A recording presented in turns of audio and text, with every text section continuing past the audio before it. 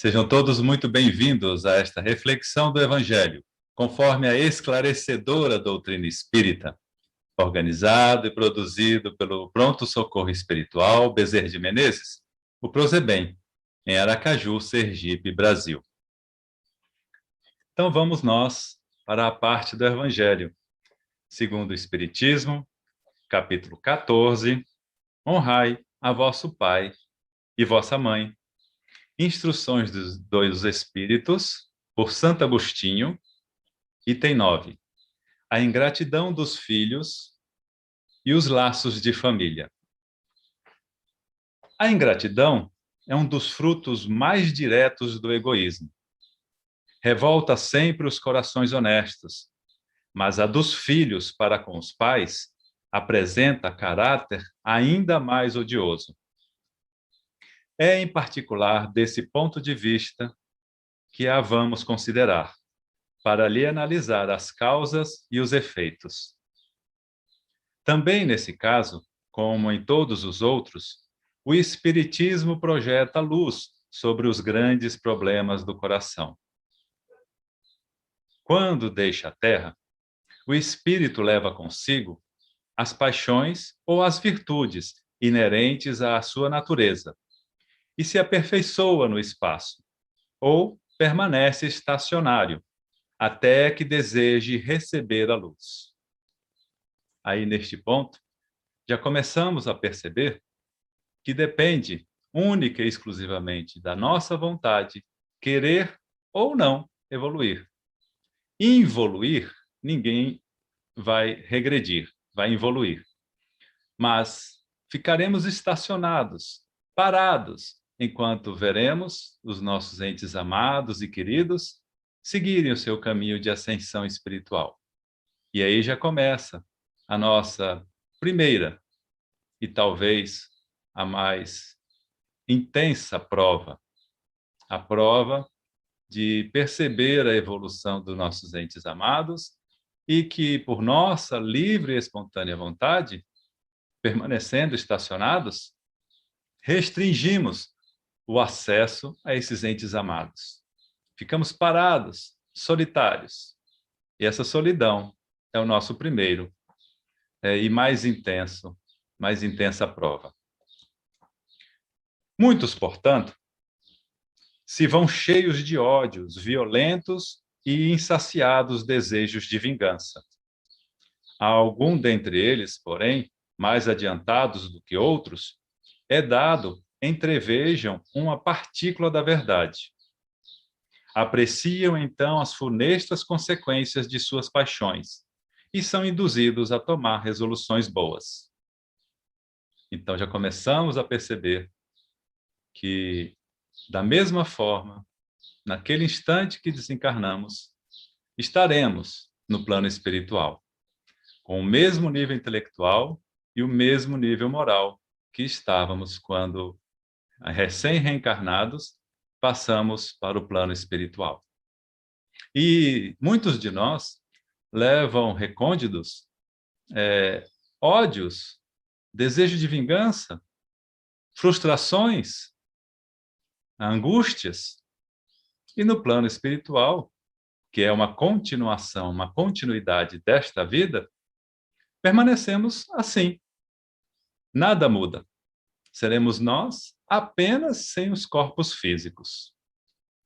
E é esta mudança que muitas das vezes nos faz perceber, pela claridade do plano espiritual, ou seja, nossa mente espiritual não mais estará presa pelos itens da matéria, nos fará perceber o quão egoístas, vaidosos, mesquinhos éramos enquanto estávamos encarnados.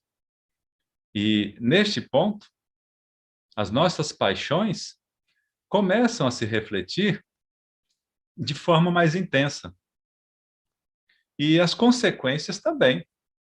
As consequências que, de acordo com o nosso livre-arbítrio, e como o próprio texto apresenta, dependendo dos nossos esclarecimentos perante a vida espiritual, teremos condição de tomar resolução de, se não consertarmos, se não tivermos oportunidade de consertar os nossos erros enquanto encarnados, nos esforçaremos para, desencarnados, tratar de corrigi-los.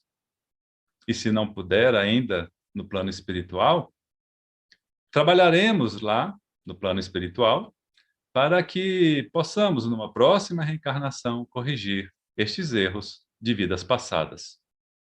Esta, inclusive, é a finalidade desta reencarnação na qual hoje todos nós estamos vivendo. Observar a nossa vida nesse contexto é observar onde e quando podemos corrigir os erros, não só desta vida, mas principalmente das vidas passadas. Olhando para as nossas situações de hoje, enquanto encarnados, percebemos as nossas falhas do passado. É essa lucidez, é esse esclarecimento que a doutrina espírita visa trazer para todos nós, para que possamos tomar consciência, possamos tomar capacidade de analisar e a vida atual, a vida presente, e corrigir estes erros do passado. Então, aqueles que se esforçam, né, para tomar as boas resoluções, a partir do conhecimento da vida espiritual, continuando no texto, compreendem que, para chegarem a Deus, uma só é a senha: caridade. Ora, não há caridade sem esquecimento dos ultrajes e das injúrias. Não há caridade sem perdão, nem com o coração tomado de ódio. Então, mediante inaudito esforço, conseguem tais espíritos observar os que a quem eles odiaram na terra. Aos vê-los, porém, a animosidade se lhes desperta no íntimo. Revoltam-se à ideia de perdoar, e ainda mais a de abdicarem de si mesmo, sobretudo a de amarem aos que lhes destruíram, quiçá os haveres, a honra, a família. Entretanto, abalado fica o coração desse infeliz. Eles hesitam, vacilam, agitados por sentimentos contrários. Se predomina a boa resolução, oram a Deus, imploram aos bons espíritos que lhes deem forças no momento mais decisivo da prova, denotando aí a importância dessa tomada de consciência da verdadeira vida, da vida espiritual e da fugacidade da vida presente. E, principalmente, dentro já a partir desta vida, entendermos da importância de levarmos uma vida mais leve, mais tranquila e, principalmente, buscando a harmonia com quem quer que seja com quem convivamos. Continuando. Por fim, após anos de meditações e preces, o espírito se aproveita de um corpo em preparo na família daquele a quem detestou e pede aos espíritos incumbidos de transmitir às ordens superiores permissão para ir preencher na Terra os destinos daquele corpo que acabara de formar-se. Qual será o seu procedimento na família escolhida? Dependerá da sua maior ou menor persistência nas boas resoluções que tomou. O incessante contato com seres a quem odiou constitui prova terrível, sob a qual não raro sucumbe, se não tem ainda bastante forte a vontade. Assim, conforme prevaleça ou não a resolução boa, ele será o amigo ou o inimigo daqueles entre os quais foi chamado a viver. É como se explicam esses ódios, essas repulsas instintivas que se notam da parte de certas crianças e que parecem injustificáveis. Nada com efeito, naquela existência há podido provocar semelhante antipatia. Para se lhe aprender a causa, necessário se torna volver o olhar ao passado. E esse passado, que a doutrina espírita nos auxilia a reconhecer em nós, a partir da vida presente, as falhas que cometemos não só nesta vida, mas em vidas passadas. Porque olhando para nós, para nossos vícios, mas também para as nossas virtudes, fica mais fácil compreender onde necessitamos corrigir os nossos vícios e transformá-los em nossas virtudes. Então, continuando, ó espíritas, compreendei agora o grande papel da humanidade. Compreendei que, quando produzis um corpo, a alma que nele encarna vem do espaço para progredir. Inteirai-vos dos vossos deveres e ponde todo o vosso amor em aproximar de Deus essa alma. Tal a missão que vos está confiada e cuja recompensa recebereis, se fielmente a cumprirdes. Os vossos cuidados e a educação que lhes dareis auxiliarão o seu aperfeiçoamento e o seu bem-estar futuro. Lembrai-vos de que a cada pai e a cada mãe perguntará a Deus: que fizeste do filho confiado à vossa guarda? Se por culpa vossa ele se conservou atrasado, tereis como castigo vê-lo entre os espíritos sofredores. Quando de vós dependia que fosse ditoso, então vós mesmos, assediados de remorsos, pedireis, vos seja concedido reparar a vossa falta. Solicitareis para vós e para ele outra encarnação, em que o cerqueis de melhores cuidados, e em que ele, cheio de reconhecimento, vos retribuirá com o seu amor. Aí começamos a entender os laços carnais das famílias, as necessidades que cada família tem, cada ente da família tem, em se reformar intimamente.